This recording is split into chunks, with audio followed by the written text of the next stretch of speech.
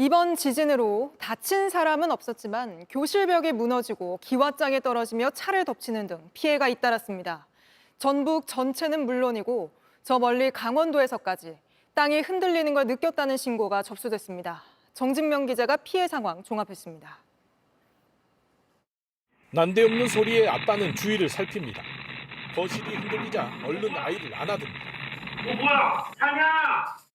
축사에 누워 쉬던 소들이 벌떡 일어서고 마당에 묶인 개 2마리는 어디로 피하지도 못하고 안절부절합니다. 오늘 오전 8시 26분 전북 부안군에서 난 규모 4.8의 지진은 도로를 비추던 CCTV 방향을 바꿀 정도로 강했습니다. 하루를 시작하는 시민들은 크게 놀랐습니다. 매일 들르는 마트에서 손님하고 같이 밖으로 뛰쳐나갔죠. 과자 종류 그쪽으로 해가지고 많이 떨어져 있었죠. 조용한 절에서 무슨 일인지 뛰쳐나와 하늘을 쳐다봤습니다. 지진은 곳곳 피해도 남겼습니다.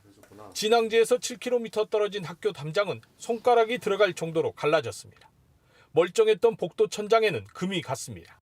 교실은 보시는 것처럼 통제됐는데요. 교실 벽에는 길게 금이 갔고 일부는 지진 충격으로 부서졌습니다.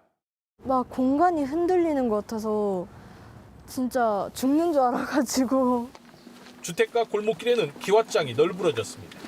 옥상에서 떨어진 기왓장은 승용차를 덮쳤습니다. 이 기와가 떨어졌으면 주민들 우회로 떨어졌으면 상당히 큰 사고라고. 전기가 끊긴 집들도 있습니다. 다 안 들어와. 집이 막 흔들흔들하고 그냥 정신이 어지럽더만. 전북 부안에서만 피해가 90건 가까이 접수됐고 유감 신고는 멀리 강원도까지 전국에서 300건이 넘었습니다. JTBC 정진명입니다. 권익위가 김건희 여사 명품백 수수 사건을 종결 처리하는데 내부적으로 반대가 상당했다고 어제 저희가 단독 보도해드렸는데 권익위가 오늘 이런 결정을 내린 이유를 다시 한번 밝혔습니다.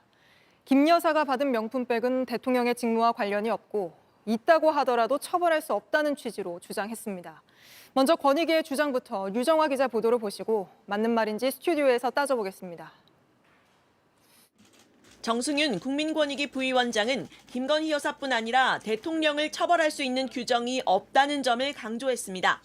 기본적으로 배우자인 김 여사가 받은 명품백이 공직자인 대통령의 직무와 관련이 없다고 판단했다는 겁니다.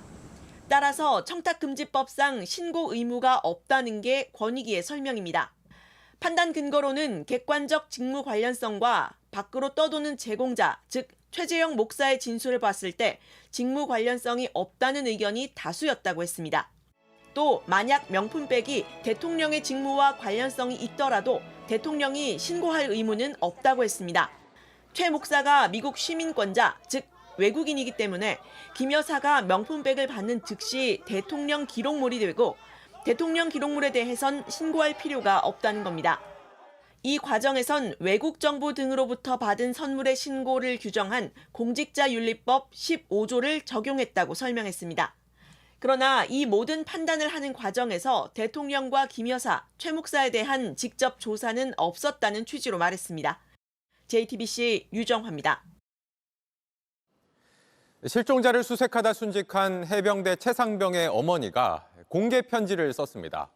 아들이 하늘의 별이 된 지 일주기가 돼가는데 수사에 진전이 없고 왜 구명조끼를 입히지 않았는지도 알지 못한다며 진상규명을 촉구했습니다. 또 박정훈 전 해병대 수사단장의 명예를 회복시켜달라고도 했습니다. 윤세민아 기자입니다. 최상병의 어머니는 오늘 언론에 공개한 석 장짜리 편지에서 아들이 숨진 지 1년이 다 되어가도록 지지부진한 수사에 대해 답답함을 토로했습니다. 아들이 하늘의 별이 된 지 일주기가 되어가는데 아직도 수사에 진전이 없다며 물속 수색을 지시하면서 구명조끼를 왜 입히지 않았는지, 수영을 할 수 있는지 여부를 확인했는지 등 기본적인 지휘 책임의 사실관계 여부도 아직 알지 못한다고 적었습니다. 항명 혐의로 재판을 받고 있는 박정훈 전 해병대 수사단장에 대해선 박 전 단장의 명예를 회복시키고 과감하게 선처해달라고 했습니다. 편지 곳곳엔 아들을 향한 그리움이 묻어나 있었습니다. 지금이라도 현관문을 열고 활짝 웃으며 들어올 것만 같은 아들. 항상 전화 말미에 사랑한다는 말을 달고 살았던 아이라고 했습니다. 최상병의 어머니는 일주기 전에 진상이 규명되어 이후에는 아이만 추모하면서 여생을 보낼 수 있도록 도와달라며 편지를 마무리했습니다. JTBC 윤세민입니다. 이재명 민주당 대표가 불법 대북 송금 의혹과 관련해 추가로 재판에 넘겨졌습니다. 쌍방울이 북한에 돈을 보낸 사실을 이 대표가 알고 있었는지, 직접 관련 지시를 내렸는지 등이 관건인데 검찰은 혐의가 있다고 판단한 겁니다. 이 대표는 이제 대장동 재판을 비롯해 4개 재판을 동시에 받게 됐습니다. 먼저 윤정주 기자입니다. 이화영 전 경기도부지사 1심 재판부는 불법 대북 송금 실체를 인정했습니다. 쌍방울이 북한에 보낸 800만 달러, 우리 돈 100억 원가량이 경기도 스마트팜 사업비와 도지사 방북 비용이었다고 판단했습니다. 다만 이재명 대표가 이런 사실을 알았는지 여부는 판단하지 않았습니다. 검찰은 이미 지난해 9월 이 대표 구속영장을 청구하면서 이 전 부지사가 대북 사업 경과를 최소 17차례 보고했다고 적시했습니다. 또 쌍방울 김성태 전 회장이 이 대표와 통화하면서 도와줘서 고맙다는 인사를 들었다는 진술도 제시했습니다. 당시 도지사였던 이 대표 모르게 불법 송금이 이뤄질 수 없다고 보고 있는 겁니다. 결국 검찰은 제3자 뇌물 혐의 등으로 이 대표를 재판에 넘겼습니다. 그동안 이 대표는 대북 송금을 보고받은 적이 없고 김 전 회장을 모른다고 주장해왔습니다. 내가 2년이라면 이거 내 사이 본 거. 하지만 검찰은 경기도가 북한에 도지사 방북 요청 공문을 4차례 보낸 사실에 주목하고 있습니다. 결재권자이자 방북 당사자인 이 대표가 본인의 방북 추진을 모를 수 없다는 겁니다. 또 이 대표와 2차례 통화했다는 김 전 회장 진술 신빙성이 인정되면서 혐의 입증이 가능하다고 판단하고 있습니다. 국정원 문건을 유죄 판결의 주요한 근거로 삼고 있다는 것이 판결문을 분석한 결과 나왔습니다. 민주당이 쌍방울 단독 범행 근거 아니냐고 주장한 이른바 국정원 문건도 검찰은 이 대표에게 불리한 내용이라고 봤습니다. 이 전 부지사가 김 전 회장에게 대북 송금을 제안한 정황이 담겼습니다.